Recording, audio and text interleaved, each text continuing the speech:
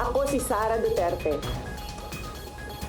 Tatakbo bilang Pangulo ng Pilipinas. Human sa anunsyo ni Vice President Sara Duterte kagahapon nga mudagan siya pagka-presidente sa 2028 elections, daghang Dabawenyo ang nagpadayag sa ilang suporta kang Duterte. Sumala nila, panahon na aron huptan ni Vice President Duterte ang pinakataas nga posisyon sa gobyerno sa nasud. Nagtuo sila nga kayang idumala niini ang Pilipinas kung mahimo siyang presidente iniguman sa termino ni President Ferdinand Marcos Jr.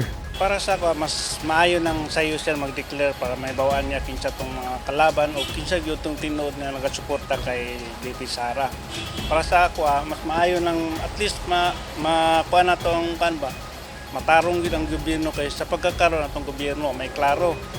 Puro man pagtabon-tabon sa mga korupsyon, sinbistado na, wala lang gyapon. So mas maayo ng DP Sara kay nagyud siya igong ba kanang kusog og paningkamot nga mapursige gyud ng mga purakot sa Pilipinas. Kiraman si Inday Sara Modagan sa iyang pagka-presidente sa Pilipinas.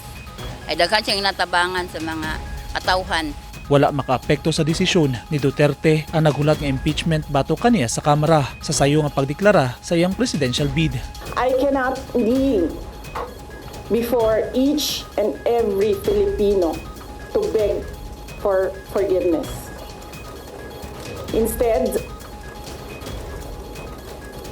I offer my life, my strength, and my future in the service of our nation. Mga kababayan, ibalik natin ang tapang at malasakit para sa Diyos, sa bayan, at para sa bawat pamilyang Pilipino. Nang hinaot ang mga taga Davao nga masundan sa Vice Presidente ang tunob sa iyang amahan nga si kanhi President Rodrigo Duterte sa pagdumala sa Pilipinas, kay dako ang ilang pagsalig sa liderato sa mga Duterte nga sumala nila mao'y posibleng makasulbad sa ilang nakitang korupsyon sa gobyerno. Eugene Hinutan, Newsline Philippines. Stay safe.